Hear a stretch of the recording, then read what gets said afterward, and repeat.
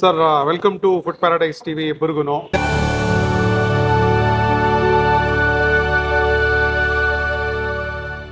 So ನಿಮ್ಮ ಹೆಜ್ಜಾರೋ ಸಿನಿಮಾನ ನಮ್ಮ ಚಾನೆಲ್ ನಲ್ಲಿ ಪ್ರಮೋಟ್ ಮಾಡ್ತಾ ಇರೋದಕ್ಕೆ ಸಿಕ್ಕಾಪಟ್ಟೆ ಖುಷಿ ಇದೆ ನಮ್ಗೆ.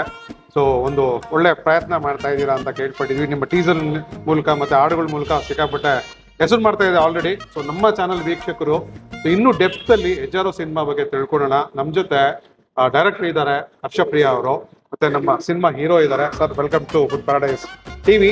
ಸೊ ಇಲ್ಲಿ ಇವತ್ತು ಯಾವ ಜಾಗದಲ್ಲಿ ಇದೀವಿ? ಸೊ ಇವತ್ತು ನಾವು ಕರುನಾಡು ನಾಟಿ ಪಲಾವ್ ಅಂತ ಸಿಕ್ಕಾಪಟ್ಟೆ ಹೆಸರು ಮಾಡ್ತಾ ಇದೆ ಇದು ಒಂದು ವರ್ಷದಿಂದ. ಸೊ ಇದೇ ಬೆಸ್ಟ್ ಪ್ಲೇಸ್ ಅಂತ ನಾವು ಅಲ್ಲಿಂದ ಇಲ್ಲಿ ಬಂದಿದ್ರಿ.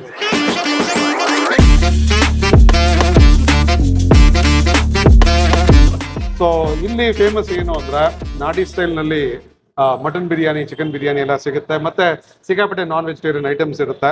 ಸರ್ ಇನ್ನು ಊಟದ ವಿಚಾರಕ್ಕೆ ಸಿನಿಮಾಗಿಂತ ಊಟದ ಬಗ್ಗೆ ಮಾತಾಡೋಣ ಅಂತ. ಯಾಕಂದ್ರೆ ನಮ್ಮ ಚಾನಲ್ ಅಲ್ಲಿ ನಾವು ಊಟದ ಬಗ್ಗೆ ಮಾತಾಡಿ ನಮ್ಮ ವೀಕ್ಷಕರು ಪಳಗ್ಬಿಟ್ಟಿದ್ದಾರೆ. ಸೊ ನಿಮ್ಗೆ ಏನೇನ್ ಇಷ್ಟ ಆಗುತ್ತೆ? ನನಗೆ ನಾನ್ ವೆಜ್ ಅಲ್ಲಿ ಮಟನ್ ತುಂಬಾ ಇಷ್ಟ. First preference fish. ಯಾವ ಕಡೆ ಅವ್ರು ನೀವು? ಇವಾಗ ತುಂಬಾ ಮಿಸ್ ಮಾಡ್ಕೋತೀನಿ ಬಟ್ ಮಟನ್ ಓಕೆ.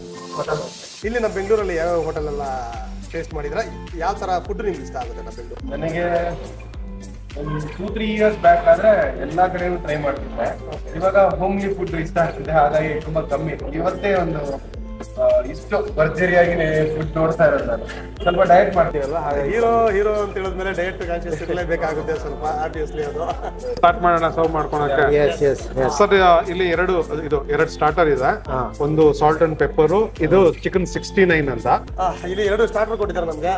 ಒಂದು ಚಿಕನ್ ಸಾಲ್ಟ್ ಅಂಡ್ ಪೆಪ್ಪರ್ ಅಂತ, ಮತ್ತೆ ಈ ಚಿಕನ್ ಅಂತೂ ನಿಮ್ಗೆ ಬೆಂಗಳೂರಲ್ಲೂ ಸಿಗೋದಿಲ್ಲ. ಚಿಕನ್ 69 ಅಂತ ಇವ್ರು ಇಂಟ್ರೊಡ್ಯೂಸ್ ಮಾಡಿರೋದು ಈ ಹೋಟೆಲ್. 69 ಹೌದು, 69 ಹೌದು ಹೌದು. ನಂಬರ್ ಎಲ್ಲ ಯೋಚನೆ ಮಾಡಿ ಸೊ ಇದು ಸ್ವಲ್ಪ ಸ್ಪೈಸಿ ಇರುತ್ತಂತ, ಸ್ಪೈಸ್ ಲೆವೆಲ್ ಜಾಸ್ತಿ ಇರುತ್ತೆ. ಸೊ ಫಸ್ಟ್ ಇದನ್ನ ಟ್ರೈ ಮಾಡೋಣ ಸರ್. ಸೊ ಸರ್ವ್ ಮಾಡ್ಕೊಂತ ಸರ್, ನಿಮ್ಮ direction movie. So script screenplay ಎಲ್ಲ ಯಾವ ತರ ಮಾಡ್ಕೊಂಡಿದ್ದೀರಾ? ಇದು ನಾವು ಕೇಳ್ಪಟ್ಟಂಗೆ for the first time in Kannada industry ಅಂತ ಕೇಳ್ಪಟ್ಟಿದ್ವಿ, ಇದು ಪ್ಯಾರಲಲ್ ಲೈಫ್ ಸ್ಟೋರಿ. ಸೊ ಈ ಐಡಿಯಾ ಎಲ್ಲಿಂದ ಬಂತು ನಿಮ್ಗೆ? ಅನಿವಾರ್ಯತೆನೆ ಸರ್. ಅಂದ್ರೆ ಮೊದಲನೇ ಸಲ ಸಿನಿಮಾ ಮಾಡ್ತಿದೀವಿ, ಮೊದಲನೇ ಸಲ ಡೈರೆಕ್ಷನ್ ಅಂತಂದಾಗ ಅದು ಏನೋ ಬೇರೆ ತರ ಇರಬೇಕು, ಹೊಸದಾಗಿರ್ಬೇಕು ಅನ್ನೋದಿರುತ್ತಲ್ಲ. ಆ ಕಾರಣಕ್ಕೆ ಹುಡ್ಕೊಂಡು ಹೊರಟಾಗ ಚಿಕ್ಕಂತ ಕಥೆನೇ ಇದು. ಈ ಜಾನರ್ ಅಲ್ಲಿ ಯಾರು ಅಟೆಂಡ್ ಮಾಡಿಲ್ಲ. ಸೊ ನಿಮ್ಗೆ ಗೂಗಲ್ ಮಾಡಿದ್ರು ಪ್ಯಾರಲಲ್ ಲೈಫ್ ಅಂತ ಸಿನಿಮಾ ಬೇಸ್ ಮಾಡಿದಾಗ ಎಲ್ಲ ಇಂಗ್ಲಿಷ್ ನಲ್ಲಿ ಒಂದು, ಫ್ರೆಂಚ್ ಅಲ್ಲಿ ಒಂದು ಸಿನಿಮಾ ಸಿಗ್ಬೋದು. ಇಂಡಿಯಾದಲ್ಲಂತೂ ಯಾರು ಮಾಡ್ಲೇ ಇಲ್ಲ. ಒಂದು ಸಿನಿಮಾ ಮಾಡಿದ್ದಾರೆ ತೆಲುಗುನಲ್ಲಿ. ಸೊ ಹಾಗಾಗಿ ನಾನು ಇಂಡಿಯಾದಲ್ಲಿ ಮೊದಲನೇ ಸಿನಿಮಾ ಅಂತ ಹೇಳಿದೆ, ಕರ್ನಾಟಕದಲ್ಲಿ ಮೊದಲನೇ ಸಿನಿಮಾ ಅಂತ ಹಾಕೋಬೇಕಾಯ್ತು. Otherwise I would have gone straight ಇಂಡಿಯಾದಲ್ಲೇ ಮೊದಲು ಅಂತ ಹೇಳ್ಬೋದಿತ್ತು. ಸೊ ಆ ಥರದೊಂದು ಪ್ಯಾರಲಲ್ ಲೈಫ್ ಸಬ್ಜೆಕ್ಟು. ಬೇಸಿಕಲಿ ಏನೋ ಸೈನ್ಸ್ ಫಿಕ್ಷನ್ ಸಿನಿಮಾ ಬಂದಾಗ ಸ್ವಲ್ಪ ಅರ್ಥ ಮಾಡ್ಕೊಳ್ಳೋದು ಕಷ್ಟ ಅಂತ ಹೇಳ್ತಾರೆ, ಹೆಚ್ಚು ಬ್ರೈನ್ ಬಳಸಬೇಕು ಅಂತ. ಅಫ್ಕೋರ್ಸ್ ಅದೇ ಮಜಾ, ಅದೇನಾದ್ರು ಎಕ್ಸ್ಟ್ರಾ ಹಾಕಿದ್ರೇನೆ ಅಲ್ವಾ. ಆಡಿಯನ್ಸ್ ಆಗಿ ಅವನಿಗೂ ಪ್ರಶ್ನೆಗಳು ಹೇಳ್ಬೇಕು, ಅವನು ಸ್ಕ್ರೀನ್ ಪ್ಲೇ ರೈಟರ್ ಆಗಬೇಕು, ಅವನು ಉತ್ತರಗಳನ್ನ ಕಂಡುಕೊಳ್ಬೇಕು. ಅದಕ್ಕೆಲ್ಲವನ್ನೂ ಅವಕಾಶ ಇದ್ದು ಜೊತೆನಲ್ಲಿ ಎಂಡ್ ಆಫ್ ದ ಡೇ ಅರ್ಥ ಆಯ್ತು ಅನ್ನೋದು ಬೇಕು. ದಟ್ ಈಸ್ ದ ಸ್ಯಾಟಿಸ್ಫ್ಯಾಕ್ಷನ್ ಇದಲ್ವಾ. ನಾವು ಊಟ ಮಾಡಿದಾಗ ಆ ಕೆಲವು ವಿಷಯ ಐಟಮ್ಗಳನ್ನ ತಿಂದಾಗ ಅದ್ರ ಮೇಲೆ ಬೇರೆ ಏನೋ ತಿನ್ನಕ್ ಇಷ್ಟಪಡಲ್ಲ ನಾವು, ಆ ಟೇಸ್ಟ್ ಹಂಗೆ ಉಳ್ಕೊಳ್ಳಿ ಅಂತ. ಹಂಗೆ ಸಿನಿಮಾದಲ್ಲೂ ಅರ್ಥ ಆಗಬೇಕು ಲಾಸ್ಟ್ಗೆ. ಅದಕ್ಕೆ ಬೇಕಾಗಿರೋ ಎಲ್ಲ ಸಿದ್ಧತೆಗಳನ್ನು ಸ್ಕ್ರೀನ್ ಪ್ಲೇನಲ್ಲಿ ಮಾಡಿದ್ದೀವಿ. ಸರ್ ಇದು ನಿಮ್ಗೆ ಮೊದಲನೇ ಮೂವಿ? ಮೊದಲನೇ ಸಿನಿಮಾ. ಹೌದು, ಮೊದಲನೇ ಸಿನಿಮಾ ನಿಮ್ದು. ಮೊದಲೆಲ್ಲ ಏನ್ ಮಾಡ್ತಿದ್ರಿ? ಈ ಮೂವಿಗೆ ಯಾವ ತರ ಎಲ್ಲ ಪ್ರಿಪೇರ್ ಆಗಿದ್ರಿ? ಪ್ರಿಪೇರ್ ಅಂದರೆ ಒಂದು 6-7 ಇಯರ್ಸಿಂದ ಸಿನಿಮಾ ಮಾಡಬೇಕು ಅಂತಲೇ ವೆಯ್ಟ್ ಮಾಡಿ ಈ ಸಿನಿಮಾ ಮಾಡಿರೋದು. ಹರ್ಷದ್ ಸರ್ ಪರಿಚಯ ನನಗೆ ಜಿ ಚಾನಲಿಂದನು, ಅಂದರೆ ನಾನು ಸೀರಿಯಲ್ ಮಾಡಿದ್ದೆ ಇದನ್ನು ಬಿಫೋರು, ಅಲ್ಲಿ ನನಗೆ ಪರಿಚಯ. ಅದಾದಮೇಲೆ ಒಂದು ದೊಡ್ಡ ಸಿನಿಮಾ ಮಾಡಬೇಕಾಗಿತ್ತು. ಅದರಲ್ಲಿ ಅವರಿಗೆ ಸ್ಕ್ರಿಪ್ಟಲ್ಲಿ ವರ್ಕ್ ಮಾಡಬೇಕು ಅಂತ ಕರೆದಿದ್ರು ನನ್ನನ್ನು. ಡಿಸ್ಕಷನ್ ಮಾಡಿದ್ವಿ. ಆದರೆ ಲಾರ್ಜ್ ಸ್ಕೇಲ್ ಸಿನಿಮಾ ಕೇಳೋದ್ರಿಂದ ಅದನ್ನು ಪಕ್ಕಕ್ಕಿಟ್ಟು ಒಂದು ಚಿಕ್ಕ ಸಿನಿಮಾ ಮಾಡೋಂಥ ಹೊರಟು ದೊಡ್ಡ ಸಿನಿಮಾನೇ ಆಗಿದೆ ಇದು. ಸೊ ನನ್ನನ್ನು ಅವರು ಹೀರೋ ಆಗಿ ಇಂಟ್ರೊಡ್ಯೂಸ್ ಮಾಡೋದು ನನಗೆ ತುಂಬ ಖುಷಿ ಕೊಡ್ತಾ ಇದೆ. ಓಕೆ, ಎಷ್ಟು ಫೈಟ್ಸ್ ಎಲ್ಲ ಇದೆ, ಎಷ್ಟು ಡ್ಯಾನ್ಸ್ಗೆ ಎಲ್ಲ ಯಾವ ಥರ? ಫೈಟ್ ಇದೆ, ಡ್ಯಾನ್ಸ್ ಇದೆ, ಅಂದರೆ ನಮ್ಮ ಕಂಟೆಂಟ್ ಸೂಪರ್ ಆಗಿರೋದ್ರಿಂದ ಕಮರ್ಷಿಯಲ್ ಆಗು ನಾವು ಟ್ರೈ ಮಾಡಿದ್ದೀವಿ. ಅಂದರೆ ತುಂಬ ಸಿನಿಮಾಗಳು ಕಂಟೆಂಟ್ ವಿತ್ ಕಮರ್ಷಿಯಲ್ ಆಗಿ ವರ್ಕೌಟ್ ಆಗುತ್ತೆ ಆಗಲ್ಲ ಅನ್ನೋ ಮೈಂಡ್ಸೆಟ್ಟಲ್ಲೇ ತುಂಬ ಜನ ಅಟೆಂಪ್ಟ್ ಮಾಡೋಕ್ಕೆ ಹೋಗಲ್ಲ.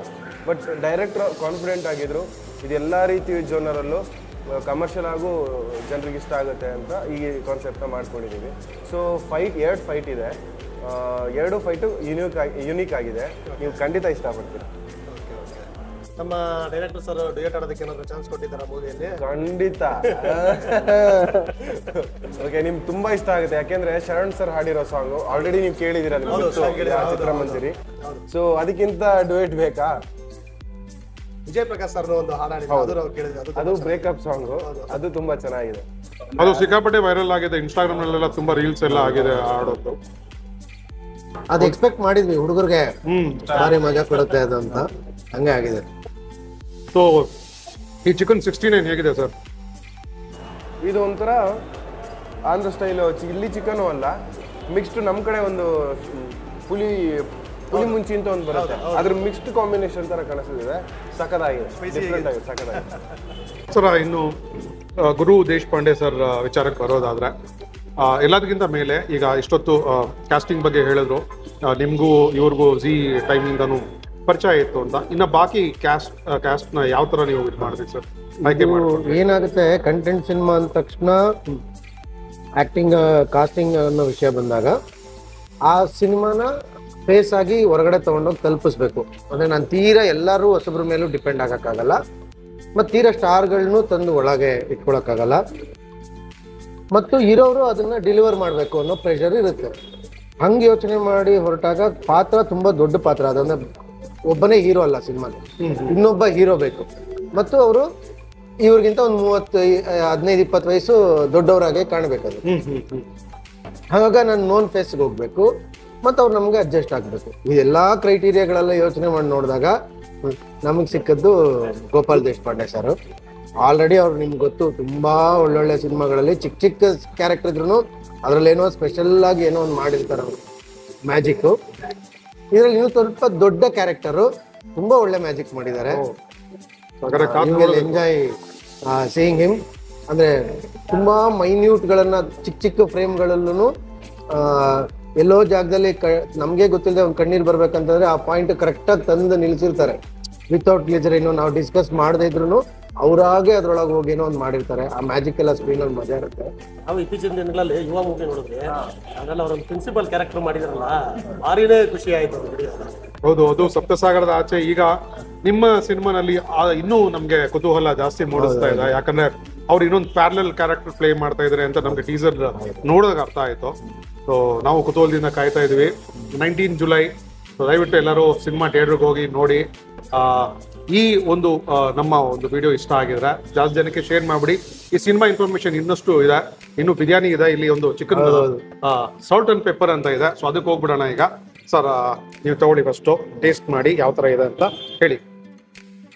And one more major character ಬಂದು ನವೀನ್ ಕೃಷ್ಣ ಸರ್ ಪ್ಲೇ ಮಾಡಿರೋದು.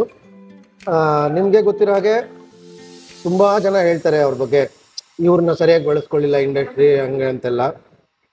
ಅವ್ರಿಗೆ ತುಂಬ ಹಳೆ ಪರಿಚಯ. ನಾನು ದಿಮಾಕು ಸಿನಿಮಾ ಅವ್ರು ಮಾಡಿದಾಗ ಅದಕ್ಕೆ ಫಸ್ಟ್ ಟೈಮ್ ನಾನು ಲಿರಿಕ್ ರೈಟರ್ ಆಗಿ ಕೆಲಸ ಮಾಡಿದ್ದೆ.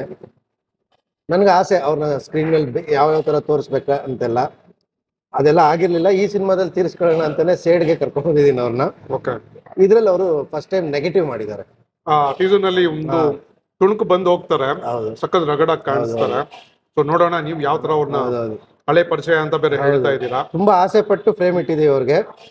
ಅವರು ತುಂಬಾ ಖುಷಿಯಿಂದ ಮಾಡಿದ್ದಾರೆ. ಅಂದ್ರೆ being a senior artist, action block ಅಲ್ಲೆಲ್ಲ ಆ ಕೆಸರಲ್ಲೆಲ್ಲ ಅವರು ಅಷ್ಟು ಕೋಆಪರೇಟ್ ಮಾಡಿದ್ದಾರೆ ಅಂದ್ರೆ ಹೇಳಂಗಿಲ್ಲ. ಅದು ಭಯಂಕರ ಹೆಲ್ಪ್ಫುಲ್ ಆಗಿದ್ರು ಸಿನಿಮಾಗೆ. ಅಂಡ್ ಯು ವಿಲ್ ಎಂಜಾಯ್ ಅವ್ರನ್ನ ಆ ಕ್ಯಾರೆಕ್ಟರಲ್ಲಿ ಆ ರೀತಿ ನೋಡೋದನ್ನ ಆಡಿಯನ್ಸ್ ತುಂಬಾ ಎಂಜಾಯ್ ಮಾಡ್ತಾರೆ ಅಂತ ಅನ್ಸುತ್ತೆ. ಅಂಡ್ ಇವರು ಅರುಣಾ ಬಾಲರಾಜ್ ಅವರು ತುಂಬಾ ಸಿನಿಮಾಗಳ ಅಮ್ಮ ಕ್ಯಾರೆಕ್ಟರ್ ಮಾಡಿರ್ತಾರೆ. ಇದು ಹಂಗಿಲ್ಲ, ಅಮ್ಮನೇ. ತುಂಬಾ ಶೇಡ್ಸ್ ಇದೆ ಕ್ಯಾರೆಕ್ಟರ್ಗೆ. ನೀವು ಟೀಸರ್ ಅಲ್ಲೂ ನೋಡುವಾಗ ಇಡೀ ಟೀಸರ್ ಅಮ್ಮನ ವಾತ್ಸಲ್ಯ ಇದೇನೋ ಇದೆ ಅಲ್ಲ, ಅದ್ರ ಮೇಲೆ ಕ್ಯಾರಿ ಆಗಿರುತ್ತೆ. ಈ ತರದ ವಿಶೇಷತೆಗಳಿದೆ ಕಾಸ್ಟಿಂಗ್ ಅಲ್ಲೂ. ಸರ್ ಹೇಳ್ತಿದ್ರು ಇಷ್ಟೆಲ್ಲ ಎಕ್ಸ್ಪೀರಿಯನ್ಸ್ ಆಕ್ಟರ್ ಇದಾರಲ್ಲ, ಅವ್ರ ಜೊತೆ ಕೆಲಸ ಮಾಡ್ಬೇಕಾದ್ರೆ ನಿಮ್ಗೆ ಹೇಗೆ ಅನಿಸ್ತಾ ಇತ್ತು? ನನ್ನ ಪರ್ಸನಲ್ ಎಕ್ಸ್ಪೀರಿಯನ್ಸ್ ಹೇಗಿತ್ತು ಅಂದ್ರೆ, ಈಗ ನಾನು ಹೊಸಬ, ಇದಕ್ಕಿಂತ ಮುಂಚೆ ಸೀರಿಯಲ್ ಮಾಡಿದ್ದೀನಿ. ನನ್ನ ಒಳಗಡೆ ಇರುತ್ತೆ ನಾನು ಚೆನ್ನಾಗಿ ಮಾಡ್ತೀನಿ ಅನ್ನೋದು. ಅದು ಹೇಗೆ ಪೋರ್ಟ್ರೇ ಆಗುತ್ತೆ, ಸ್ಕ್ರೀನಲ್ಲಿ ಹೇಗೆ ಬರುತ್ತೆ ಅನ್ನೋ ಐಡಿಯಾ ಇರಲ್ಲ. ಸೊ ಇಂಥ ಆರ್ಟಿಸ್ಟ್ಗಳು ನಮ್ಮ ಜೊತೆ ಆ್ಯಕ್ಟ್ ಮಾಡಿದಾಗ ನಾವು ಅವ್ರನ್ನ ನೋಡಿ ಕಲಿಯೋದು ತುಂಬ ಇರುತ್ತೆ. ಅವ್ರು ಆ್ಯಕ್ಟ್ ಮಾಡಿದಾಗ ರಿಯಾಕ್ಟ್ ಮಾಡ್ತೀವಲ್ವಾ, ಅಲ್ಲಿಂದನೇ ಒಂದು ಲರ್ನಿಂಗ್ ಪ್ರೊಸೆಸ್ ಸ್ಟಾರ್ಟ್ ಆಗುತ್ತೆ. ಫಸ್ಟ್ ಡೇ ಓಕೆ ಒಂದು ಸ್ವಲ್ಪ ಅನ್ಕಂಫರ್ಟೇಬಲ್ ಇರುತ್ತೆ, ಅವ್ರು ನಮ್ಮನ್ನ ಕಂಫರ್ಟ್ ಮಾಡ್ತಾರೆ. ಅದನ್ನ ಗೋಪಾಲ್ ಸರ್ ಹಂಗೆ ಮಾಡಿದ್ರು, ಇವರು ಅರುಣಮ್ಮ ಹಂಗೆ ಮಾಡಿದ್ರು. ನವೀನ್ ಸರ್ ಅಂತೂ ತುಂಬಾ ಕಂಫರ್ಟೇಬಲ್ ಆಗಿದ್ರು, ಯಾಕಂದ್ರೆ ಅವ್ರ ಜೊತೆ ತುಂಬಾ ಆಕ್ಷನ್ ಬ್ಲಾಕ್ಸ್ ಇದ್ದಿತ್ತು. ಅಂದ್ರೆ ನಾನು ಫಸ್ಟ್ ಟೈಮ್ ಆಕ್ಷನ್ ಮಾಡ್ತಿರೋದು, ನನಗೂ ಫೈಟ್ ಅಷ್ಟೊಂದು ಎಕ್ಸ್ಪೀರಿಯನ್ಸ್ ಇರಲಿಲ್ಲ. ಬಟ್ ಅವರೆಲ್ಲ ನಮ್ಮನ್ನ ಎಷ್ಟು ಕಂಫರ್ಟ್ ಝೋನ್ ಅಲ್ಲಿ ಇಟ್ಟಿದ್ರು ಅಂದ್ರೆ ನನಗೆ ಹೊಸಬ ಅನ್ನೋ ಮೈಂಡ್ ಸೆಟ್ ನನಗೆ ಬಂದೇ ಇಲ್ಲ. ಈವನ್ ನಾನು ಸರ್ ಹತ್ರನೂ ಹೇಳಿದ್ದೀನಿ ಎಷ್ಟೋ ಸಲ, ಸರ್ ನಂಗೆ ಆ ಥರ ಫೀಲ್ ಕೊಡ್ತಾನೆ ಇಲ್ಲ ಅವರು, ನಮ್ಮವರು ಅಂತ ಅನಿಸ್ಬಿಟ್ರು. ಅಂದ್ರೆ ಒಂದು 2 ದಿನದಲ್ಲೇ ನಾವು ತುಂಬಾ ಕ್ಲೋಸ್ ಆಗ್ಬಿಟ್ವಿ. ನನಗೆ ಹೆಂಗೆ ಬೇಕೋ ಹಂಗಿತ್ತು ಸೆಟ್ಟು. ಅಂದರೆ ಡೈರೆಕ್ಟ್ರು ನನಗೆ ಸಪೋರ್ಟಿವ್ ಆಗಿದ್ದಕ್ಕೆ ನನ್ನ ಹೊಸಬ ಅಂತ ನಂಗೆ ಫೀಲೇ ಆಗಿರಲಿಲ್ಲ. ಶೂಟಿಂಗ್ ಎಲ್ಲ ಯಾವ್ಯಾವ ಪ್ಲೇಸ್ ಎಲ್ಲ ಆಯಿತು? ಶೂಟಿಂಗ್ ಬಂದ್ಬಿಟ್ಟು ನಮ್ಮೂರು ಬೆಳ್ತಂಗಡಿ, ಉಜಿರೆ ಕೇಳ್ಪಟ್ಟಿದ್ರೆ, ಮಡಂತಿಯರ್ ಅಂತ ಊರು. ಅಲ್ಲಿ ಆಲ್ಮೋಸ್ಟ್ ಫಸ್ಟ್ ಶೆಡ್ಯೂಲ್ ಬಂದ್ಬಿಟ್ಟು 22 ಡೇಸ್ ಮಾಡಿದ್ವಿ. ಅದಾದ್ಮೇಲೆ ತಿರ್ಗಾ ಸೆಕೆಂಡ್ ಶೆಡ್ಯೂಲ್ 10 ಡೇಸ್ ಏನೋ ಮಾಡಿದ್ವಿ. ಒಂದು ಸಾಂಗ್ ಶೂಟು ಅಲ್ಲೇ ಮಾಡಿದ್ವಿ. ಇರೋದೆಲ್ಲಾನು ಬೆಂಗಳೂರಲ್ಲೇ, ಒಂದು 2 ಸಾಂಗು ಬೆಂಗಳೂರಲ್ಲೇ ಮಾಡಿದ್ವಿ. ಟೋಟಲ್ ನಮಗೆ 48 ಡೇಸ್ ಶೂಟ್ ಮಾಡಿದ್ದೀವಿ. ಆಲ್ಮೋಸ್ಟ್ ರೈನಿ ಸೀಸನ್ ಅಲ್ಲಿ ನಮ್ಮ ಊರಲ್ಲಿ ಶೂಟ್ ಮಾಡಿರೋದು. ನಿಮ್ಗೆ ಗೊತ್ತು ಮಂಗಳೂರಲ್ಲಿ ಹೆಂಗೆ ಮಳೆ ಇರುತ್ತೆ ಅಂತ. ಆಮೇಲೆ ತುಂಬಾ ಎಂಜಾಯ್ ಮಾಡಿರೋದು ಏನು ಅಂದ್ರೆ ನಮ್ ಫುಡ್. ಅಂದ್ರೆ ನಮ್ ಈ ಕಡೆಯಿಂದ ನಾವು ಮಂಗ್ಳೂರ್ಗೆ ಹೋದಾಗ ಅಲ್ಲಿ ಫುಡ್ ಅಷ್ಟೊಂದು ಅಡ್ಜಸ್ಟ್ ಆಗಲ್ಲ. ಬಟ್ ನಮ್ ಸೆಟ್ ಅಲ್ಲಿ ಎಲ್ರು ಎಷ್ಟು ಅಡ್ಜಸ್ಟ್ ಆಗಿದ್ರು ಅಂದ್ರೆ ಸಂಜೆ ಆದ್ರೆ ಬನ್ಸ್ ಬರ್ತಾ ಇತ್ತು, ಬನ್ಸ್ ಮಾಡ್ಕೊಂಡು ತಂದು ಕೊಡೋರು. ಅದೆಲ್ಲ ಮಳೆಗೆ ಎಷ್ಟು ಚೆನ್ನಾಗಿರ್ತಿತ್ತು ಅಂದ್ರೆ ಒಂದು ಟೀನು ಬನ್ಸ್ ತಿನ್ನೋದು ಗ್ರೇಟ್ ಕಾಂಬಿನೇಷನ್. ಕೋರಿ ರೊಟ್ಟಿ. ಸೊ ಈಗ ಈ ಸಾಲ್ಟ್ ಅಂಡ್ ಪೇಪರ್ ಚಿಕನ್ ಹೇಗಿತ್ತು ಸರ್, ಇಲ್ಲಿನ ಸ್ಪೆಷಲ್? ನನಗೆ ತುಂಬಾ ಎಕ್ಸ್ಪ್ಲೈನ್ ಮಾಡಕ್ ಬರಲ್ಲ, ಫುಡ್ ಡೀಟೇಲ್ಡ್, ಟೇಸ್ಟ್ ಚೆನ್ನಾಗಿತ್ತು. ಸೊ ಈಗ ನೆಕ್ಸ್ಟ್ ನಮಗೆ ಬಿರಿಯಾನಿ ಕಾಯ್ತಾ ಇದೆ. ಸೊ ನಾ ಮ್ಯೂಸಿಕ್ ವಿಚಾರಕ್ಕೆ ಬರೋದಾದ್ರೆ ನಮ್ಮ ಪೂರ್ಣಚಂದ್ರ ಅವರು, ಸೊ ಅವರ ಜೊತೆಯಲ್ಲಿ ಕೆಲಸ ಮಾಡಿದ ಎಕ್ಸ್ಪೀರಿಯನ್ಸ್ ಯಾವ ಥರ ಆಯಿತು ಸರ್ ನಿಮ್ಮಿಬ್ಬರಿಗೂ? ಸೊ ನೀವು ಅವರ ಹಾಡುಗಳು ನಾವೆಲ್ಲ ತುಂಬ ವರ್ಷದಿಂದ ಕೇಳ್ಕೊಂಡ್ ಬಂದಿದ್ದೀವಿ. ಸೊ ಅವರ ಲೂಸಿಯಾ ಟೈಮ್ನಿಂದ ಸೊ ಈಗ ಇದಕ್ಕೂ ಅಷ್ಟೇ ನಿಮ್ಮ 2 ಹಾಡು ಆಲ್ರೆಡಿ ಸಿಕ್ಕಾಪಟ್ಟೆ ವೈರಲ್ ಆಗಿದೆ. ಚಿತ್ರಮಂಜರಿ ಮೊನ್ನೆ ರಿಲೀಸ್ ಆಯಿತು, ಅದು ಆಲ್ರೆಡಿ ಸಿಕ್ಕಾಪಟ್ಟೆ ಹೆಸರು ಮಾಡ್ತಾ ಇದೆ ಅಂತ ಹೇಳ್ಬೋದು. ಸೊ ನಿಮ್ಮ ಎಕ್ಸ್ಪೀರಿಯನ್ಸ್ ಯಾವ ಥರ ಆಯಿತು ಸರ್? ರೀ ರೆಕಾರ್ಡಿಂಗ್ಗೆ ಆಗಲಿ, ಮ್ಯೂಸಿಕ್ ಕಂಪೋಸಿಷನ್ಗೆ ಆಗಲಿ ಯಾವ ಥರ ಆಯಿತು ಸರ್? ಪೂರ್ಣ sir is known for is Desi qualities. ತುಂಬಾ ಮೈನ್ಯೂಟ್ಗಳನ್ನ, ದೇಸಿ ಸೌಂಡ್ಗಳನ್ನ ಹುಡುಕಿ ಹಾಕ್ತಾರೆ ಅಂತ. ಅಂದ್ರೆ ಅವರು ನನ್ಗೆ ಅವರು ಲೂಸಿಯಾಗಿಂತ ಅವ್ರು ತುಂಬಾ ಇಷ್ಟ ಆಗಿದ್ದು ಬಾರಿಸು ಕನ್ನಡ ಡಿಮ್ ಡಿಮ್ ಒಂದು ಆಲ್ಬಮ್ ಇಂದ. ಹೌದು ಹೌದು, ಅದೊಂದು ವೇವ್ ಸೆನ್ಸೇಷನ್ ಕ್ರಿಯೇಟ್ ಮಾಡಿದ್ದದು. ಯಾವುದೇ ಸ್ಟಾರ್ಗಳಿಲ್ಲದೆ ಬರೀ ಹಾಡು ಮಾತ್ರ ಅಷ್ಟು ದೊಡ್ಡದಾಗಿ ಹಿಟ್ ಆಗಕ್ ಸಾಧ್ಯ ಆಗಿದ್ದು. ಅದಕ್ಕೆ ಕಾರಣ ಅವ್ರ ದೇಸಿತನ. ಈ ಸಿನಿಮಾ ಒಂದು ಮಲೆನಾಡಿನ ಹಿನ್ನೆಲೆಯಲ್ಲಿ ನಡೆಯುತ್ತೆ ಮತ್ತು ಮಳೆ ಪ್ರಾಮಿನೆಂಟ್ ರೋಲ್ ಪ್ಲೇ ಮಾಡುತ್ತೆ ಅಂತಂದಾಗ ಮ್ಯೂಸಿಕ್ ಅಲ್ಲದೆ ಇರುವ ಟೋನ್ಗಳ ಮ್ಯೂಸಿಕ್ ಇರುತ್ತಲ್ಲ, ಒಂದು ಮಳೆನಲ್ಲಿ ಒಬ್ರು ನಡ್ಕೊಂಡು ಹೋದ್ರೆ ಆಗುವಂಥದ್ದು, ಅಲ್ಲೆಲ್ಲೋ ದೂರದಲ್ಲಿ ಕೂಗೋ ಒಂದು ಪಕ್ಷಿದೋ ಇದೋ ಅಂತ ವಿಷಯಗಳೆಲ್ಲಾನು ತುಂಬಾ ನ್ಯಾಚುರಲ್ ಆಗಿ ಬರ್ಬೇಕಾಗಿದ್ದಂತ ಎಕ್ಸ್ಪೆಕ್ಟ್ ಮಾಡ್ತಿದ್ದಂತ ಸಿನಿಮಾ ಇದು. ರೀ ರೆಕಾರ್ಡಿಂಗ್ ಸಹ ಯಾವುದೇ ಎಲ್ಲೋ ಕೇಳಿರೋ ತರ ಟೆಕ್ನೋ ಇಲ್ಲದೆ ಹೊಸದನ್ನೇ ಹುಟ್ಟಾಕ್ಬೇಕಾಗಿದ್ದಂತ ಚಾಲೆಂಜಸ್ ಇತ್ತು. ನಮ್ಗೆ ಆಸೆ ಇರುತ್ತೆ ಆಸ್ ಎ ಡೈರೆಕ್ಟರ್ ಎಲ್ಲ ಬೇಕಂತ, ಅದ್ರಲ್ಲೂ ಮೊದಲನೇ ಡೈರೆಕ್ಟರ್ ಅಂತೂ ಇನ್ನೂ ತುಂಬಾ ಇರುತ್ತೆ. ಬಟ್ ಒಬ್ಬ ಎಕ್ಸ್ಪೀರಿಯನ್ಸ್ ಮ್ಯೂಸಿಕ್ ಡೈರೆಕ್ಟರ್ ಅದು ಕೇಳಿ ತಗೊಳ್ಳೋದು ಅಷ್ಟು ಸುಲಭ ಅಲ್ಲ. ನಾನು ಹೇಳೋದು ಅವ್ರಿಗೆ ಅರ್ಥ ಆಗ್ಬೇಕು, ಕನ್ವೆ ಆಗ್ಬೇಕು, ಅವ್ರು ಅದನ್ನ ಈಗೋ ಬಿಟ್ಟು ತಗೋಬೇಕು. ಇದೆಲ್ಲವೂ ಈ ಸಿನಿಮಾದಲ್ಲಿ ಆಯ್ತು. Super sir. ಅವರು ಯಾವುದೇ ಈಗೋ ಇಲ್ಲದೆ ಎಲ್ಲನೂ ಪ್ರೀತಿ ಕೇಳಿಸ್ಕೊಳ್ಳೋದು ದೊಡ್ಡ ಕ್ವಾಲಿಟಿ, ಅದು ಅವ್ರಿಗೆ ತುಂಬಾ ಚೆನ್ನಾಗಿದೆ. ಹಂಗಾಗಿ ಅವ್ರ ಮಾಡೋ ಹಾಡುಗಳೆಲ್ಲ ಕೇಳಿಸ್ಕೊಳ್ಳೋ ತರ ಇದೆ ಅನ್ಕೋತೀನಿ. ಸೊ ನಿಮ್ಗೆ ಯಾವ ತರ ಆಯ್ತು ಸರ್? ಒಂಥರ ಡ್ರೀಮ್ ಕಮ್ ಟ್ರೂ ತರ ಆಯ್ತು ಅವ್ರ ಮ್ಯೂಸಿಕ್ ನೀವು ಸ್ಟೆಪ್ಸ್ ಹಾಕ್ಬೇಕಾದ್ರೆ ಆಗ್ಲಿ, ಆಕ್ಟ್ ಮಾಡ್ಬೇಕಾದ್ರೆ ಆಗ್ಲಿ? ಅದು ಫಸ್ಟ್ ಶೂಟ್ ಮಾಡಿರೋದು ನಾವು ಹೆವಿ ಸ್ಟೆಪ್ಸ್ ಅಂದ್ರೆ ಬ್ರೇಕಪ್ ಸಾಂಗ್ ಶೂಟ್ ಮಾಡಿರೋದು. ಅದು ನನ್ಗೊಂದು ಓವರ್ ಕಾನ್ಫಿಡೆನ್ಸ್ ಇತ್ತು, ಅಂದ್ರೆ ಡ್ಯಾನ್ಸ್ ಮಾಡ್ಬಿಡ್ತೀನಿ ಅಂತ. ಅಲ್ಲಿ ಹೋದ್ಮೇಲೆ ಸ್ಪಾಟ್ ಅಲ್ಲಿ ನನ್ನ ಕ್ಯಾರೆಕ್ಟರ್ಗೋಸ್ಕರ ವೇಟ್ ಸ್ವಲ್ಪ ಜಾಸ್ತಿ ಆಗಿತ್ತು, ಡ್ಯಾನ್ಸ್ ಮಾಡಕ್ ಆಗ್ತಿರ್ಲಿಲ್ಲ. ಯಾವಾಗ ಸಾಂಗ್ ಸ್ಟಾರ್ಟ್ ಆಗುತ್ತೆ ನೋಡಿ, ಆಟೋಮೆಟಿಕಲಿ ನನ್ಗೆ ಗೊತ್ತಿಲ್ಲದೇನೆ ಅಷ್ಟು ಎನರ್ಜಿ ಬರುತ್ತೆ. ಅಂದ್ರೆ ಆ ಸಾಂಗ್ ಇರೋ ಪವರ್ ಅದು. ಸೊ ಅದು ಸ್ಕ್ರೀನ್ ಅಲ್ಲೂ ಕಾಣಿಸ್ತಾ ಇದೆ ಅಂತ ತುಂಬಾ ಜನ ಹೇಳಿರೋದು. ಸೊ ಹಾಗಾಗಿ ನಾನು ಹ್ಯಾಪಿ. ಮೋರ್ ದೆನ್ ದಟ್ ನನಗೆ ಖುಷಿಯಾಗಿರೋದು ಏನು ಅಂದ್ರೆ, ಹೊಸಬ ಡೈರೆಕ್ಟರ್ ಓಕೆ ನನಗೆ ಸಪೋರ್ಟ್ ಮಾಡಿ ಕರ್ಕೊಂಡು ಹೋಗ್ತಾರೆ ರೀ ರೆಕಾರ್ಡಿಂಗು, ಅಂದ್ರೆ ಆ ಪ್ರೊಸೆಸ್ ಹೇಗಾಗುತ್ತೆ ಅಂತ ನೋಡಕ್ಕೆ. ಅವ್ರು ಏನು ಹೇಳಿದೆ ಆ ಪ್ರೊಸೆಸ್ ಅಲ್ಲಿ ನನ್ನನ್ನು ತೊಡಗಿಸ್ಕೊಂಡಿರೋದಿದೆಯಲ್ಲ, ಅದು ನನಗೆ ತುಂಬಾ ಇಷ್ಟ ಆಯ್ತು. ಅದೊಂದು ಲರ್ನಿಂಗ್ ಪ್ರೊಸೆಸ್ ಅಲ್ವಾ, ಯಾರಿಗೆ ಸಿಗುತ್ತೆ, ಎಷ್ಟು ಜನರಿಗೆ ಸಿಗುತ್ತೆ. ಸೊ ನಂಗೆ ಅದು ಬಹಳ ಇಷ್ಟ. ಅವರು ನನಗೆ ಅಲೌ ಮಾಡಿರೋದು. I am thankful to him. So biryani taste ಮಾಡೋಣ ಸರ್. Yes sir. ತುಂಬಾ ಆರೋಗ್ತಾ ಇದೆ ಸರ್. ಡ್ಯಾನ್ಸ್ ವಿಚಾರಕ್ಕೆ ಬರಗಾರೆ ಕೊರಿಯೋಗ್ರಾಫರ್ ಯಾರಿದ್ದಾರೆ sir? Mohan master, Bajrangi Mohan. Bajrangi Mohan sir ಹೇಗೆ ಸರ್ ಅವ್ರ ಜೊತೆ ಮಾಡೋದು? ಅಂದ್ರೆ ತುಂಬಾ ಕಂಫರ್ಟ್ ಝೋನ್ ಅಲ್ಲಿ ಇದ್ವಿ. ಅಂದ್ರೆ ಪ್ರಾಕ್ಟೀಸ್ ಮಾಡುವಾಗಲಿ ಸ್ಪಾಟ್ ಅಲ್ಲಿ ತುಂಬಾ ಸ್ಟೆಪ್ಸ್ ಅವರು ಏನು ಚೇಂಜಸ್ ಮಾಡ್ತಿದ್ರು. ನಮಗೆ ಹೆಂಗ್ ಕಂಫರ್ಟ್ ಇರುತ್ತೆ, ನಮ್ಮ ಬಾಡಿ ಲ್ಯಾಂಗ್ವೇಜ್ ಹೇಗ್ ಬೇಕು ಹಾಗೆ ಅದನ್ನ ಪ್ರೆಸೆಂಟ್ ಮಾಡ್ತಾ ಇದ್ರು. ಹಾಗಾಗಿ ನೈಸ್. ಅಂಡ್ ತುಂಬಾ ಎಕ್ಸ್ಟ್ರಾ ಎಫರ್ಟ್ ಹಾಕಿದ್ದಾರೆ ಈ ಸಾಂಗ್. ಅಂದ್ರೆ ಬ್ರೇಕಪ್ ಸಾಂಗ್ ರೆಗ್ಯುಲರ್ ಆಗೂ ಇರಬಾರ್ದು, ನೋಡೋಕ್ಕೂ ಕೊಡ್ಬೇಕು, ಅಂಡ್ ಬೋರ್ ಹೊಡಿಸ್ಬಾರ್ದು. ಸಿನಿಮಾದಲ್ಲಿ ಸೆಕೆಂಡ್ ಹಾಫ್ ಅಲ್ಲಿ ಬರುವಂತ ಸಾಂಗ್ ಅದು. ಸ್ವಲ್ಪ ಆ ಕಡೆ ಈ ಕಡೆ ಅಂದ್ರು ಒಂಚೂರು ಎದ್ದು ಬರ್ತೀನಪ್ಪ ಅಂತ ಹೋಗ್ಬಿಟ್ಟು ಬಂದ್ಬಿಡ್ತಾರೆ. ಅದೇನು ಇಲ್ಲದೆ ಹಿಡಿದಿಟ್ಕೊಳ್ಳೋಕೆ ಏನೇನು ಗುಣಗಳು ಬೇಕೋ ಒಂದು ಹಾಡಲ್ಲಿ ವಿಜುವಲ್ಸ್ಗೆ ಅದೆಲ್ಲಾನು ಮಾಡಿದ್ದಾರೆ. ಇಲ್ಲ ಸರ್, ಕುಡ್ಸಲ್ಲ ಸರ್, ನಾವು ಬೇಡ ಅಂತೀವಿ, ಗ್ಯಾಪ್ ಸಿಕ್ತು ಅಂತ ಕುಡ್ಕೋತಾರೆ. ಏನ್ ಮಾಡೋಣ ಪಾಪ. ಬ್ರೇಕಪ್ ಅಂದ್ಮೇಲೆ ಅಷ್ಟು ಕುಡಿದೇ ಇದ್ರೆ ಹೆಂಗೆ ಸರ್, ಅದು ಫೀಲು ಎಕ್ಸ್ಪ್ರೆಸ್ ಮಾಡಕ್ಕಾಗಲ್ವಲ್ಲ. ಹೌದೌದೌದು, ಹಂಗಂತ ಯಾರು ಕುಡಿಬೇಕಂತ ಹೇಳ್ತಿಲ್ಲ. ಹಾ, ಅಷ್ಟೇ. ಆಮೇಲೆ ಸರ್, ನಾನ್ ನೋಡ್ದಂಗೆ ಗಂಡು ಮಕ್ಕಳು ಅವರ ಬ್ರೇಕಪ್ ನ ಸೆಲೆಬ್ರೇಟ್ ಮಾಡ್ತಾರೆ ಸರ್. ಅದರ್ವೈಸ್ ನಾನ್ ನಿಮ್ಮ ಹತ್ರ ಹೇಳ್ಕೊಂಡ್ಬಿಟ್ಟಿದ್ದೀನಿ ನಾನು ತುಂಬಾ ಪ್ರೀತಿಸ್ತಿದ್ದೀನಿ ಅಂತ. ಆ ಹುಡುಗಿ ಕೈ ಕೊಟ್ಟು ಹೋದ್ಲು, ನನ್ಗೇನು ಫೀಲಿಂಗ್ಸ್ ತೋರಿಸ್ತಿಲ್ಲ ಅಂತಂದ್ರೆ ನನ್ನ ಲವ್ ಸುಳ್ಳಾಗಿ ಹೋಗುತ್ತಲ್ವಾ. ಅದಕ್ಕಾದ್ರೂ ನನ್ಗೆ ಇಲ್ಲದೆ ಇರೋ ಫೀಲಿಂಗ್ಸ್ ನಾನು ತೋರಿಸ್ಬೇಕಲ್ಲ, ಅದಕ್ಕೆ ದಾಡಿ ಬಿಡೋದು, ಅದಕ್ಕೆ ಎಣ್ಣೆ ಹೊಡಿಯೋದು. ಸರ್, ಇನ್ನ ಪ್ರೊಡಕ್ಷನ್ ವಿಚಾರಕ್ಕೆ ಬರೋದಾದ್ರೆ, ನಾವು ಇಲ್ಲಿವರೆಗೂ ಹಾಡುಗಳು ಮತ್ತೆ ಟೀಸರ್ ನೋಡಿರೋ ಪ್ರಕಾರ ಪ್ರೊಡಕ್ಷನ್ ವ್ಯಾಲ್ಯೂಸ್ ಸಿಕ್ಕಾಪಟ್ಟೆ ಚೆನ್ನಾಗಿದೆ. ಪ್ರೊಡ್ಯೂಸರ್ ಬಗ್ಗೆ ಏನ್ ಹೇಳ್ತೀರಾ ಸರ್? ಪ್ರೊಡ್ಯೂಸರ್ ತುಂಬಾ ದೊಡ್ಡ ಬ್ಯಾಕ್ ಬೋನ್. ಅಂದ್ರೆ ಯಾಕೆ ಹೇಳ್ತೀನಿ, himself is A very good creator. KS Ramji ಅವರು 13 ವರ್ಷದಿಂದ ಸೀರಿಯಲ್ ಇಂಡಸ್ಟ್ರಿನಲ್ಲಿ ಇದ್ದಾರೆ. ಅವ್ರು ನೋಡದೇ ಇರೋ ಸಕ್ಸಸ್ ಇಲ್ಲ ಇವತ್ತಿಗೂ. ಇರೋ ರಾಮಾಚಾರಿ ಪುಟ್ಟಗೌರಿ ಮದುವೆಯಿಂದ ರಾಮಾಚಾರಿ ತನಕ ಎಲ್ಲ ಸಕ್ಸಸ್ ಅವ್ರ ಸೀರಿಯಲ್ಗಳು. ಅಂಡ್ ಪ್ರೊಡ್ಯೂಸರು ಡೈರೆಕ್ಟರ್ ಕೂಡ. ಅವ್ರು ಮನ್ಸು ಮಾಡಿದ್ರೆ ಅವ್ರ ಮೊದಲನೇ ಸಿನಿಮಾನ ಅವರೇ ಪ್ರೊಡಕ್ಷನ್ ಅಲ್ಲಿ ಅವರೇ ಡೈರೆಕ್ಟರ್ ಆಗಿ ಮಾಡ್ಬೋದಿತ್ತು.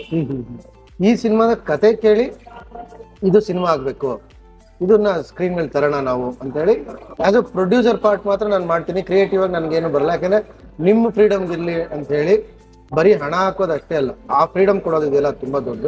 ಆ ಫ್ರೀಡಮ್ ಕೊಟ್ಟಿದ್ರಿಂದ ಸಿನಿಮಾ ಈಗ ಇಷ್ಟು ಚೆನ್ನಾಗಿ ಆಗಿದೆ ಅಂತ ಹೇಳಿ ನಾನೊಬ್ನೇ ಅಲ್ಲ, ಇಡೀ team we have to be thankful to him. Thank you sir. Specially ನಾನು, ಯಾಕೆಂದ್ರೆ ಹೊಸಬ, ನನಗೂ ಅವ್ರಿಗೂ ಯಾವ ಪರಿಚಯನೂ ಇಲ್ಲ.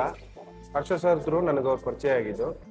ಸರ್ ಹೋಗಿ ನನ್ನ ಸಿನಿಮಾಗೆ ಇವರೇ ಹೀರೋ ಅಂದಾಗ ತಪ್ಕೊಂಡು ಓಕೆ ಅಂತ ಹೇಳಕ್ಕೆ ಆ ಮನ್ಸು ಇರುತ್ತಲ್ವಾ, ಅದು ಎಷ್ಟು ಜನರಿಗೆ ಬರುತ್ತೆ. ಎಷ್ಟು ಪ್ರೊಡ್ಯೂಸರ್ಸ್ ಆ ಥರ ಮಾಡ್ತಾರೆ. ಹೊಸಬನ್ನ ಲಾಂಚ್ ಮಾಡೋದು, ಅದು ಯಾವುದೇ ಒಂದು ಎಕ್ಸ್ಪೆಕ್ಟೇಷನ್ ಇಲ್ಲದೆ ಮಾಡೋದು ಇದೆಯಲ್ಲ, ಅದು ಇಟ್ಸ್ ಅ ಗ್ರೇಟ್ ಥಿಂಗ್ ಅಂತ ನನಗನ್ಸೋದು. ಸೊ ಐ ಆಮ್ ಯಾವಾಗಿದ್ರೂ ಒಂದು ಥ್ಯಾಂಕ್ಫುಲ್ ಟು ಹಿಮ್. 100%. ಅವ್ರು ಮನ್ಸು ಮಾಡಿದ್ರೆ ಓಕೆ, ಬೇರೆ ಕತೆ ಚೆನ್ನಾಗಿದೆ ನೋಡೋಣ, ಇನ್ನೇನು ಶೂಟಿಂಗ್ ಶುರು ಆಗಿಲ್ವಲ್ಲ, ಬೇರೆ ನೋಡೋಣ ಅಂತ ಹೇಳ್ಬೋದಿತ್ತದು. ನನ್ಗೂ ಪ್ರೆಷರ್ ಆಗಿರ್ತಿತ್ತು ಅದು. ಆ ಫೀಲಿಂಗ್ ನನ್ಗೆ ಕೊಡ್ಲಿಲ್ಲ ಅವರು.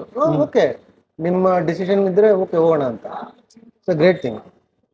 ಸರ್, ಮತ್ತೆ ಹೀರೋ ಮತ್ತೆ ಹೀರೋಯಿನ್ ಕಾಂಬಿನೇಷನ್ ಯಾವ ತರ ನಿಮ್ಗೆ ಸ್ಕ್ರೀನ್ ಮೇಲೆ ಅವ್ರ ಕೆಮಿಸ್ಟ್ರಿ ಯಾವ ತರ ವರ್ಕ್ ಆಗಿದೆ? ಸರ್, ಹೀರೋ ಬಗ್ಗೆ ನಾನು ಹೇಳಿದ್ದೀನಿ ಸರ್. ಹೀರೋಯಿನ್ ಬಗ್ಗೆ ನಾನು ಹೇಳಿದ್ರೆ ಕೆಲವ್ರಿಗೆ ಬೇಜಾರಾಗುತ್ತೆ, ಕೆಲವ್ರಿಗೆ ಅಂದ್ರೆ ಪರ್ಟಿಕ್ಯುಲರ್ ಆಗಿ ಒಬ್ರಿಗೆ ಆ ಹಕ್ಕು ಮತ್ತು ಸ್ವಾತಂತ್ರ್ಯ ಎಲ್ಲವನ್ನು ಹೀರೋಗೆ ಬಿಟ್ಟಿದ್ದೀವಿ. ಅವ್ರನ್ನ ಕೇಳಿ. ಅದೊಂದು ಭಯ ಇರುತ್ತಲ್ವಾ, ಅಂದ್ರೆ ಹೀರೋಯಿನ್ ಅಂದಿದ ತಕ್ಷಣ ಹೇಗೆ ನಮಗೆ ಕಂಫರ್ಟ್ ಆಗಿರ್ತಾರ, ಅಥವಾ ಅಂದ್ರೆ ನಾವು ಒಂದು ಕಂಫರ್ಟ್ ಝೋನ್ ಬರ್ಬೇಕು ಅಂದ್ರೆ ಹೆಣ್ಮಕ್ಳು ಒಂದು ಆತರ ಬಾಂಡಿಂಗ್ ಕ್ರಿಯೇಟ್ ಮಾಡಿದ್ರೆ ತಾನೇ ನಾವು ಮೂವ್ ಆಗಕ್ಕಾಗುತ್ತೆ. ಸೊ ತುಂಬಾ ಸ್ಕ್ರೀನ್ ಅಲ್ಲಿ ನಮ್ಮ ಪೇರ್ ವರ್ಕೌಟ್ ಆಗ್ಬೇಕು ಅಂದ್ರೆ ಆ ಬಾಂಡಿಂಗ್ ಕ್ರಿಯೇಟ್ ಆಗಿರ್ಬೇಕು. ಸೊ ಶ್ವೇತಾ ಅವರು ಮೊದಲನೇ ದಿನದಿಂದನೂ ಇದುವರೆಗೂ ಈ ಪ್ರಮೋಷನ್ ನಡೀತಿರೋವರೆಗೂ ಎಷ್ಟು ಸಪೋರ್ಟಿವ್ ಆಗಿದ್ರು ಅಂದ್ರೆ, ಅವ್ರದ್ದು ಆಲ್ರೆಡಿ 2 ಸಿನಿಮಾ ಆಗಿತ್ತು. ನಮ್ಗೆ ಯಾವತ್ತೂ ಆ ಥರ ತೋರಿಸ್ಕೊಂಡಿಲ್ಲ. ಅಂದ್ರೆ 2 ಸಿನಿಮಾ ಆಗಿದೆ, ನೀವು ಫಸ್ಟ್ ಸಿನಿಮಾ ಅಂತ ಯಾವತ್ತೂ ತೋರಿಸ್ಕೊಂಡಿಲ್ಲ. ಅವ್ರ ಕೆಲಸ ಏನು, ನೀಟಾಗಿ ಕ್ಲಿಯರ್ ಆಗಿ ಟೈಮಿಂಗ್ ಬರ್ತಾ ಇದ್ರು, ನೀಟಾಗಿ ಕೆಲಸ ಮಾಡ್ಕೊಂಡು ಹೋಗ್ತಿದ್ರು. ಪರ್ಫಾರ್ಮೆನ್ಸ್ ಬಗ್ಗೆ ಹೇಳಬೇಕು ಅಂದ್ರೆ, ಅಲ್ಟಿಮೇಟ್ಲಿ ನಮ್ಮ ಸಿನಿಮಾದಲ್ಲಿ 2 ಪೋರ್ಷನ್ಸ್, ಅಂದ್ರೆ ಒಂದು ಇಂಟರ್ವಲ್ ಬ್ಲಾಕ್ ಆಗಲಿ ಕ್ಲೈಮ್ಯಾಕ್ಸ್ ಆಗಲಿ, ನನಗೆ ತುಂಬಾ ಇಷ್ಟ ಆಗಿದ್ದು ನಮ್ಮ ಹೀರೋಯಿನ್ ಅವ್ರ ಪರ್ಫಾರ್ಮೆನ್ಸು. ಯಾಕೆಂದ್ರೆ ಥ್ರೂಔಟ್ ಸಿನಿಮಾ ಅವ್ರು ಜೋವಿಯಲ್ ಆಗಿರೋದು ಅಂದ್ರೆ ಒಂದೇ ಪೋರ್ಷನ್ ಅಷ್ಟೇ, ಒಂದು ಸಾಂಗ್ ಅಲ್ಲಿ ಅಷ್ಟೇ, ಅಂದ್ರೆ ಅವ್ರ ಫ್ಲಾಶ್ ಬ್ಯಾಕ್. ಥ್ರೂಔಟ್ ಸಿನಿಮಾ ಅವರು ಬರೀ ಕಣ್ಣಲ್ಲೇ ಆಕ್ಟ್ ಮಾಡಬೇಕು. ಸ್ಪೆಷಲಿ ಕ್ಲೈಮ್ಯಾಕ್ಸಿಗೆ ಬಂದಾಗ ಅವರು ಒಂದು ಪರ್ಫಾರ್ಮೆನ್ಸ್ ಮಾಡಿದ್ದಾರೆ, ತುಂಬಾ ಚೆನ್ನಾಗಿದೆ, ಎಕ್ಸ್ಟ್ರಾಡಿನರಿ.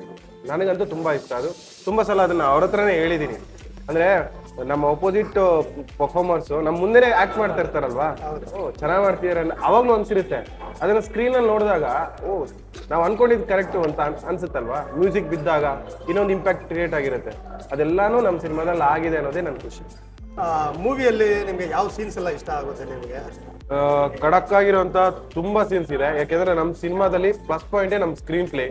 ಅಂದ್ರೆ ಇವಾಗಿನ ಜನರೇಷನ್ಗೆ ಒಂದ್ ಸ್ವಲ್ಪ ಟೈಮಿಂಗ್ಸು ಲ್ಯಾಗ್ ಅಂತ ಅನ್ಸ್ಬಿಟ್ರು ಹಿಂಸೆ ಆಗುತ್ತೆ. ಸ್ಪೆಷಲಿ ನನಗೂ ಹಂಗೆ, ಥಿಯೇಟರ್ ಅಲ್ಲಿ ಸ್ವಲ್ಪ ಲ್ಯಾಗ್ ಆದ್ರೆ ಹಿಂಸೆ ಆಗುತ್ತೆ. ಹಾಗಿರ್ಬೇಕಾದ್ರೆ ನಮ್ಮ ಸ್ಕ್ರೀನ್ ಪ್ಲೇ ಹೇಗಿದೆ ಅಂದ್ರೆ ಓಡ್ತಾ ಇರುತ್ತೆ ಹಿಂಗೆ. ಹಾಗಾಗಿ ಖಡಕ್ ಸೀನ್ಸ್ ತುಂಬಾ ಇದೆ. ಬಟ್ ಸ್ಪೆಷಲಿ ನನಗಿಷ್ಟ ಆಗಿರೋದು ರಾಜಾರಾಮ್ ಪಾತ್ರ, ಅವ್ರ ವೇರಿಯೇಷನ್ಸ್. ಅಂದ್ರೆ 95 ಅಲ್ಲಿ ಅವ್ರ ಲುಕ್ ರಿವೀಲ್ ಆಗುತ್ತೆ. ಆಗ ಅವ್ರಿಗೆ 35 ಏಜ್.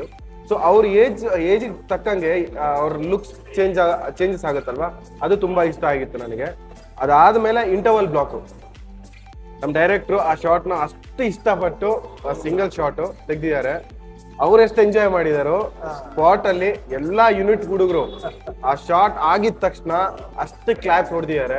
ನಮಗೆ ಏನ್ ಆಸೆ ಇತ್ತು ಪೇಪರ್ ಅಲ್ಲಿ ಅದನ್ನ ಹಂಗೆ ನಮಗೆ ಸ್ಕ್ರೀನ್ ಅಲ್ಲಿ ತಗೊಂಡ್ಬಂದು ಕೊಟ್ಟಿದ್ದಾರೆ ಗೋಪಾಲ್ ಕೃಷ್ಣ ದೇಶಪಾಂಡೆ ಅವರು. ನಾವು ಎಷ್ಟು ಎಂಜಾಯ್ ಮಾಡಿದೀವೋ ಖಂಡಿತ ಆಡಿಯನ್ಸ್ ಅದನ್ನ ಎಂಜಾಯ್ ಮಾಡೇ ಮಾಡ್ತಾರೆ. ಆಮೇಲೆ ಸ್ಪೆಷಲಿ ಇನ್ನೊಂದು ಸೀನ್ ಇದೆ, ಅಂದ್ರೆ ಅದು ಶೂಟ್ ಆಗಿರೋದೇ ಫಸ್ಟ್ ಡೇ. ಗೋಪಾಲ್ ಕೃಷ್ಣ ದೇಶಪಾಂಡೆ ಅವರು ಫಸ್ಟ್ ಡೇ ಸ್ಪಾಟಿಗೆ ಬಂದಿರೋದು. ಅದು ಕ್ಲೈಮ್ಯಾಕ್ಸ್ ಶಾಟ್. ಅದು ಎಷ್ಟು ಹೆವಿ ಇದೆ ಅಂದ್ರೆ ಪರ್ಫಾರ್ಮೆನ್ಸ್ ನ ಪೀಕ್ ಅಲ್ಲಿ ಇರ್ಬೇಕು ಅದು. ನಾನು ಕ್ಯಾಮರಾ ಬ್ಯಾಕ್ ಸೈಡ್ ಇದ್ದೀನಿ, ಅವ್ರು ಓಡ್ ಬಂದು ಮಿರರ್ ಓಪನ್ ಮಾಡಿ ಒಂದ್ ಏನೋ ಪರ್ಫಾರ್ಮ್ ಮಾಡ್ಬೇಕು. ಅವತ್ತೇ ನಾವು ಡಿಸೈಡ್ ಮಾಡಿದೀವಿ ನಾವು ಗೆದ್ದಂಗೆ ಅಂತ. ಅಂದ್ರೆ ಆ ಪಾತ್ರ ಹೇಗ್ ರಿಯಾಕ್ಟ್ ಆಗುತ್ತೆ, ಹೆಂಗ್ ಬಿಹೇವ್ ಮಾಡುತ್ತೆ ಅನ್ನೋದು ಪೇಪರ್ ಅಲ್ಲಿ ಇದ್ದಾಗ ನಮ್ಗೆ ಗೊತ್ತಿರುತ್ತೆ. ನಾವು ನೋಡಿ ಅದ್ರ ಟ್ರಾವೆಲ್ ಮಾಡಿ ನಮ್ಗೆ ಗೊತ್ತಿರುತ್ತೆ. ಬಟ್ ಅದನ್ನ ಸ್ಕ್ರೀನ್ ಅಲ್ಲಿ ನೋಡಿದಾಗ ಅವ್ರು ಪರ್ಫಾರ್ಮ್ ಮಾಡಿದಾಗ ಫಸ್ಟ್ ಡೇ ನಾವೆಲ್ಲ ಎಂಜಾಯ್ ಮಾಡಿದೀವಿ. ಸಕ್ಕದಾಗಿತ್ತು. ಎಲ್ರು ಪಕ್ಕ ಎಂಜಾಯ್ ಮಾಡ್ತೀರಾ. ಸೊ ಇಷ್ಟೆಲ್ಲ ಹೇಳ್ತಾ ಇರೋದು ಥಿಯೇಟರ್ನಲ್ಲಿ ಹೋಗಿ ಸಿನಿಮಾ ನೋಡಿ ಅಂತ. 19th of July. ಸೊ ಇವರೆಲ್ಲರೂ ಥಿಯೇಟರ್ಗಳಲ್ಲಿ ಸಿಗ್ತಾರೆ. ಸೊ ಇನ್ನೇನು ಹೇಳಕ್ ಇಷ್ಟಪಡ್ತೀರಾ ಸರ್ ನಮ್ಮ ವೀಕ್ಷಕರಿಗೆ? ನೀವು ಅದನ್ನ ಕರೆಕ್ಟಾಗಿ ಶುರು ಮಾಡಿದ್ರಿ. ಈಗ ಈ ಸಿನಿಮಾ ಥಿಯೇಟರ್ಗೆ ಅಂತಾನೆ ಡಿಸೈನ್ ಮಾಡಿರೋದು. ನಾವು ಕೆಲವು ಸಲ ಅನ್ಸುತ್ತೆ ಬಂದ್ಬಿಡ್ಲಿ OTTಗೆ ಅಂತ. ಇವಾಗ ಶಾಕಾಹಾರಿ ಸಿನಿಮಾ ಬಗ್ಗೆ ಮಾತಾಡ್ತೀವಿ, ಡ್ರಿಂಕ್ಸ್ ಬಗ್ಗೆ ಮಾತಾಡ್ತೀವಿ. ಮುಕ್ಕಾಲು ಜನ ಮನೇಲಿ ಕುತ್ಕೊಂಡು ನೋಡ್ಬಿಟ್ಟು ಅಯ್ಯೋ ಥಿಯೇಟರ್ ಮಿಸ್ ಮಾಡ್ಕೊಂಡ್ವಿ ಅಂತಾರೆ. ಈಗ ಅವ್ರ ಪಾಪ ಎಷ್ಟು ಎಫರ್ಟ್ ಹಾಕಿದ್ರು ಅದಕ್ಕೆ ಥಿಯೇಟ್ರಿಕಲ್ ಎಕ್ಸ್ಪೀರಿಯನ್ಸ್ಗೆ. ಅಂಥದ್ದೇ ಎಕ್ಸ್ಪೀರಿಯನ್ಸ್ ನಾವು ಹಾಕಿದೀವಿ. ಆ ಎಕ್ಸ್ಪೀರಿಯನ್ಸ್ ತಗೊಳ್ಳಿ. ಥಿಯೇಟರ್ಗೆ ಬಂದು ಒಬ್ಬ ಮ್ಯೂಸಿಕ್ ಡೈರೆಕ್ಟರ್ ಎಕ್ಸ್ಪೀರಿಯನ್ಸ್ ಇದೆ, DTS ಮಾಡ್ದೊಂದಿದೆ, ಕಲರಿಂಗ್ ಮಾಡ್ದೊಂದಿದೆ, ಆಕ್ಟ್ ಮಾಡ್ದವ್ರದಿದೆ, ಎಲ್ಲದೂ ಥಿಯೇಟರ್ಗೆ ಅಂತ ಮಾಡಿರೋದು. ಸೊ ಹಂಗಾಗಿ ದಯವಿಟ್ಟು ಥಿಯೇಟರ್ಗೆ ಬಂದು ಎಕ್ಸ್ಪೀರಿಯನ್ಸ್ ಮಾಡಿ. ಖಂಡಿತ ಸರ್, ನೋಡ್ತಾರೆ. ಒಳ್ಳೆ ಸಿನಿಮಾ ಯಾವತ್ತೂ ನಮ್ ಜನ ಕೈ ಬಿಡಲ್ಲ. ಅದ್ ನಿಜ. ಸೊ ಇನ್ನೇನ್ ಹೇಳ್ತೀರಾ ಸರ್? ನೀವೇನ್ ಇದಾರೆ ನಮ್ಮ ಸ್ಪೆಷಲಿ 5 ಜನ ಫ್ರೆಂಡ್ಸ್ ಇದೀವಿ ನಾವು. ಎಲ್ಲಾ ಫ್ರೆಂಡ್ಶಿಪ್ ಸಿನಿಮಾದಿಂದ ಎಲ್ರಿಗೂ ಸಿಗುತ್ತೆ ಅಂತ ಹೇಳಕ್ಕಾಗಲ್ಲ. ಬಟ್ ನನ್ನ ಫ್ರೆಂಡ್ ಸರ್ಕಲ್ ನನಗೆ ಹೇಗೆ ಅಂದ್ರೆ, ನಾನ್ ಗೆಲ್ಬೇಕು ಅನ್ನೋದ್ರಲ್ಲಿ ಅವರು ಎಷ್ಟು ಎಫರ್ಟ್ ಆಗ್ತಾ ಇದಾರೆ ಅಂದ್ರೆ ಅವ್ರು ಗೆದ್ದಂಗೆ, ಅಂದ್ರೆ ನಾನ್ ಗೆದ್ರೆ ಅವ್ರು ಗೆದ್ದಂಗೆ ಅನ್ನೋ ಫೀಲ್ ಅಲ್ಲಿ ನನ್ಗೋಸ್ಕರ ಅವ್ರು ಕೆಲಸ ಮಾಡ್ತಿದ್ದಾರೆ. ಬಹಳ ಖುಷಿ ಆಗುತ್ತೆ. ಸ್ಪೆಷಲಿ ನನಗೆ ಈ ಇತ್ತೀಚಿನ ದಿನಗಳಲ್ಲಿ ನನ್ನ ಪ್ರಮೋಷನ್ ಟೈಮಿಗೆ ತಿಲಕ್ ಅಂತ ನನ್ನ ಸಿನಿಮಾದಿಂದ ನಂಗೆ ಸಿಕ್ಕಿರೋ ಒಂದು ದೊಡ್ಡ ಗಿಫ್ಟ್ ಅಂತ ನಾನು ಹೇಳ್ಬೇಕು. ಅದಕ್ಕೆ ನಾನು ಸರ್ಗೆ ಥ್ಯಾಂಕ್ಸ್ ಹೇಳ್ಬೇಕು. ನಮ್ ತಿಲಕ್ ಅಂದ್ರೆ ಲೈಫ್ ಟೈಮ್ ಫ್ರೆಂಡ್ಶಿಪ್ ಒಂದು ಕ್ರಿಯೇಟ್ ಆಗ್ಬೇಕು ಅಂದ್ರೆ ಆ ಫೀಲ್ ಬರ್ಬೇಕಲ್ವಾ, ಅದು ಇಲ್ಲಿಂದ ನನಗೆ ಸಿಕ್ಕಿರೋ ಅಂತದ್ದು ಬೆಸ್ಟ್ ಗಿಫ್ಟ್. ಅದಕ್ಕೆ ನಾನು ಥ್ಯಾಂಕ್ಸ್ ಹೇಳ್ಬೇಕು ಸರ್ಗೆ. ಒಂದ್ಸಲಿ ಸಿಕ್ಕಿದ್ರೆ ಕೊನೆ ತನಕ ಹಾಗೆ ಇರುತ್ತೆ, ಉಳಿಸ್ಕೊಳ್ತಾರೆ. ಕೆಲವರು ಬಂದು ಹೋಗ್ತಾರೆ, ಫಸ್ಟ್ ಟೈಮ್ ಸಿಕ್ತು ಲಾಸ್ಟ್ ಟೈಮ್ ತನಕ ಇರ್ತಾರೆ ಹಾಗೆ ಅಂತ. ಆಮೇಲೆ ಇದು ಅದಕ್ಕೂ ಎಫರ್ಟ್ ಹಾಕಿದೀವಿ ಸರ್. ಅಂದ್ರೆ ಯೂಶಲ್ ಫ್ರೆಂಡ್ಸ್ಗಳು ಅಂತಂದ್ರೆ ಫ್ರೇಮ್ ಫೀಲಿಂಗ್ ತರ ಇರುತ್ತಲ್ವಾ, ಇವ್ರಗಳ ಇನ್ವಾಲ್ವ್ಮೆಂಟ್, ಇವ್ರಗಳ ಡೆಡಿಕೇಶನ್ ನೋಡಿದ್ಮೇಲೆ ಆಸ್ ಎ ಡೈರೆಕ್ಟರ್ ಇರೋ 3 ಹಾಡಲ್ಲೂ ಇದಾರೆ ಫ್ರೆಂಡ್ಸ್ಗಳು, ಡ್ಯೂಯೆಟ್ ಅಲ್ಲೂ ಇದಾರೆ, ಇನ್ಯಾವುದೋ ಪ್ಯಾಥ ಸಾಂಗ್ ಅಲ್ಲಿ ಇದ್ರು, ಎಲ್ಲಾ ಕಡೆ ಕಾಣಿಸ್ಕೊತಾರೆ. ದೇ ಆರ್ ಫ್ರೆಂಡ್ಸ್ ಅಲ್ಲ. ಹೌದು, ಅದು ಕಥೆನಲ್ಲಿ ಇದೆ ಅಂತಂದಾಗ ಅವ್ನು ಹೀರೋ ಇರುವಾಗ ಇರ್ಬೇಕು ಅನ್ನೋ ಕಾರಣಕ್ಕೆ ಅದು ತುಂಬಾ ರೇರೆಸ್ಟ್ ಕಾಂಬಿನೇಷನ್ ವರ್ಕೌಟ್ ಆಗೋದು. ಎಲ್ಲದರಲ್ಲೂ ಬಂದು ಕಾಣಿಸಿಲ್ಲ ಅಂದ್ರೆ ಅವ್ರು ಬಂದು ನೋಡ್ದು ಬಂದು ಫ್ರೇಮ್ ಅಲ್ಲಿ ನಿಂತ್ಬಿಟ್ಟಿದ್ದಾರೆ, ಇಲ್ಲಿ ನಿಂತಾನಲ್ಲ ಹಂಗೆ. ಒಳ್ಳೇದಾಗ್ಲಿ ಅವ್ನಿಗೆ, ತುಂಬಾ ಒಳ್ಳೇದಾಗ್ಬೇಕು. ಆನೆಸ್ಟ್ಲಿ ತುಂಬಾ ಹಾರ್ಟ್ಲಿ ತುಂಬಾ ಒಳ್ಳೆ ಹುಡುಗ, ಮಲ್ಟಿ ಟ್ಯಾಲೆಂಟೆಡ್. ಡೊಳ್ಳೆಲ್ಲ ಹೊಡಿತಾನೆ, ಫಾರಿನ್ಗೆಲ್ಲ ಹೋಗಿ ಬರ್ತಾನೆ, ಅಷ್ಟೇ ಹಂಬಲ್ ಆಗಿರ್ತಾನೆ. ಹೌದೌದು, ಇಂಥ ಹುಡುಗರು ಒಳ್ಳೇದಾಗ್ಲಿ. All the best sir. ನಮ್ಮ ವೀಕ್ಷಕರಿಗೆ ನೀವೇನು ಹೇಳಕ್ ಇಷ್ಟಪಡ್ತೀರಾ? 19th of July cinema release ಆಗ್ತಾ ಇದೆ. ಸೊ ಈಗ ಈ ಕ್ಯಾಮ್ರಾ ನಿಮ್ದು, ನೀವು ನಮ್ಮ ವೀಕ್ಷಕರಿಗೆ ಏನು ಹೇಳ್ತೀರಾ ಹೇಳಿ ಸರ್. ತಿಂತಾ ಇರೋ ಅನ್ನ ಎಷ್ಟು ಚೆನ್ನಾಗಿ ನಮ್ಗೆ ಮಾಡ್ಕೊಟ್ಟಿದಾರೋ, ಎಷ್ಟು ಖುಷಿಯಾಗಿ ನಾವು ತಿಂತಾ ಇದೀವೋ ಅದೇ ತರ ಒಂದು ಮೀಲ್ಸು ನಮ್ಮ ಸಿನಿಮಾ ಹೆಜ್ಜಾರು ಜುಲೈ 19th ನಾವು ಇಷ್ಟಪಟ್ಟು ಒಂದು ಸಿನಿಮಾ ಮಾಡಿದೀವಿ. ನಿಮ್ಮೆಲ್ರಿಗೂ ಇಷ್ಟ ಆಗುತ್ತೆ. ದಯವಿಟ್ಟು ಥಿಯೇಟ್ರಿಗೆ ಬಂದು ನೋಡಿ. ಅಂದ್ರೆ ನನ್ನ ಸ್ವಾರ್ಥಕ್ಕೆ ನಾನು ಹೇಳ್ತಾ ಇಲ್ಲ.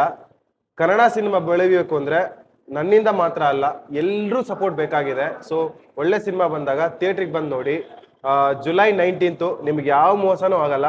ನಿಮ್ ಟೈಮ್ಗೂ ನಿಮ್ ಕಾಸ್ಗೂ ನಾನು ಅಂದ್ರೆ ಜವಾಬ್ದಾರಿ. ದಯವಿಟ್ಟು ಸಿನಿಮಾ ಬಂದು ಥಿಯೇಟರ್ ನೋಡಿ ಜುಲೈ 19th.